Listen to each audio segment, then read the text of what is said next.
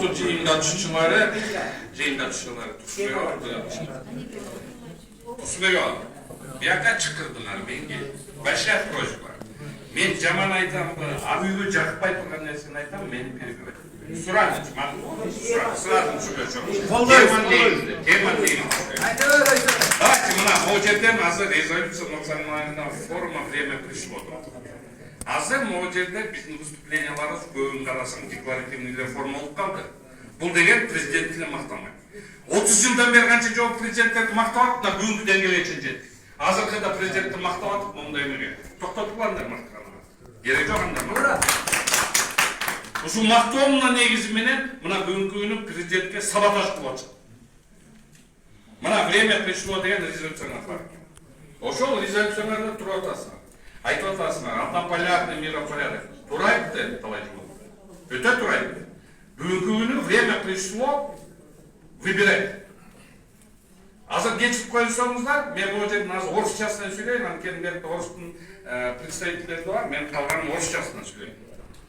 Уважаемые друзья, уважаемые участники этого национального форума, тема сегодняшняя «Время пришло». Время пришло для чего? Время пришло сегодня определяться. Хорошо, наша администрация президента, вот наш секретарь Совета Безопасности, очень хорошие вещи говорят, что мы работаем, молодцы работаете. Но вы работаете с тем, чтобы вы определяете сначала внутри себя своих саботажников. У вас внутри есть саботажники. Те лица, члены правительства, я могу открыто сказать, члены правительства, люди, которые находятся во власти, из-за того, чтобы не потерять свои активы за рубежом, они идут на вот такие провокационные дела, которые делают саботаж. Простой пример. Акылбек Джапаров недавно был в Америке. После приезда Акылбека Джапарова в срочном порядке вдруг откуда ни возьмись появился этот Джон или как это, Дональд Лу появился. За ним автоматически появляется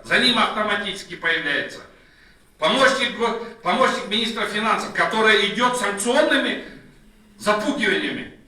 Казахстан запугали. Что, думаете, здесь не будут запугивать? А активы Акылбека Джапарова где находятся? Давайте посмотрим, почитаем.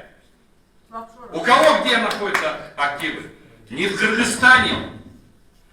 И что мы завтра можем об этом сказать? Это разве не саботаж для президента? Почему саботаж, я говорю? Это потому что президент 9 мая летит в Москву. А мы прекрасно знаем, что Запад, Россия борется с Западом. И вот здесь хотелось бы, чтобы Совет Безопасности все-таки просмотрел норму и вычислил тех саботажников, которые устраивают это для президента. Правильно, Теперь время пришло, нужны перемены. Вторая часть вашей резолюции. Да, нужны перемены. Нужны перемены. Нужны перемены в первую очередь. Не в народе нужны перемены. Нужны перемены внутри администрации президента. Внутри власти. Внутри власти нужны перемены. Вы сами сначала определитесь, власть имущие.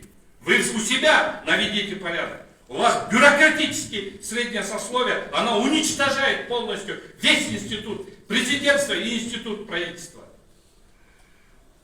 Вы подвержены, институт президентства и институт правительства, оно уничтожается средним сословием бюрократов, которые вам носят бумаги, которые начисто никому не нужны. И вы на это клюете и делаете обычную отписку и тормозите рост самого развития. Поэтому пришло время перемен именно тех, которые вы должны сделать у себя внутри и сделать настоящие перемены, пойти на политические шаги. Сегодня у президента остался единственный выход – пойти на политические решения. И на жесткие политические решения, чтобы сохранить саму государственность.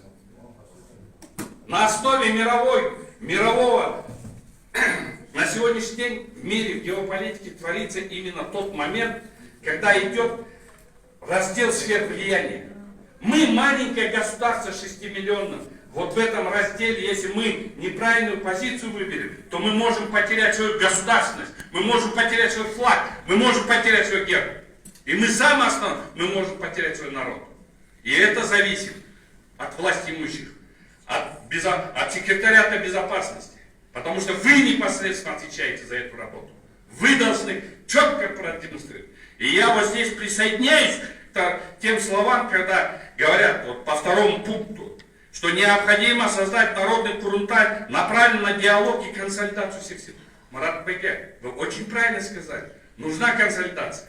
Нужно консолидировать все силы. Нужно открыто говорить о всех проблемах, которые находятся и извне, и внутри. Не скрывая, не играя с народом.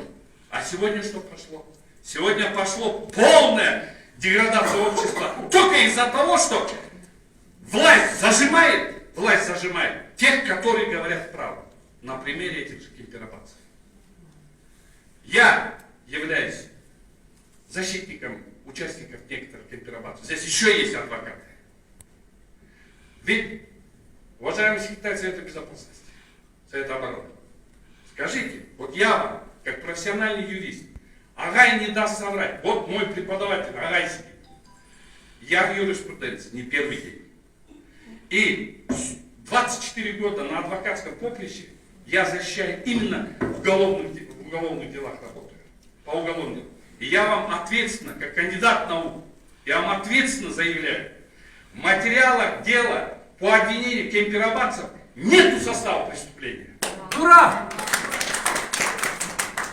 Они сидят только из-за того, что, видишь ли, Ахылбеку Джапарову не понравилось, что Атай Бейшебек ему задал вопрос. Или же с власть имущие другие какие-то люди сказали против них. И конечный результат мы получаем вот такое сегодняшнее шоу по кемпиробатскому заключению. Но они забывают, что это шоу потом может оказаться против них самих. Я всегда говорил и говорю, нельзя играть с народом. Народ как пружина. Ее нельзя до конца зажимать. Потому что пружина имеет свойство выскочить с рук. Зачем вы это делаете? Зачем играете с народом? Не надо играть с народом. По кемпиробатскому вы просто переиграли уже, можно сказать. Вы переиграли структуру. Все дело переиграли. Вы превратили целое следственное управление в отдел швейных машин. Швейная машинка стала следственное управление. Вы просто шьете дела, получается. Это я не говорю именно вам. Я в общем... Подождите, минуту дайте. Еще минута осталась. Я поэтому извиняюсь за то, что, может быть, я громко сказал, но я всегда говорил и говорю правду, какая она есть. Я всегда буду говорить эту правду. И на сегодняшний день виновных в саботажах ищите внутри себя, а не в народе. Браво! Виновных в том, где мы не можем определиться и друг другу подставляем, именно власть подставляет. Ищите между собой. Потому что многие активисты, многие люди,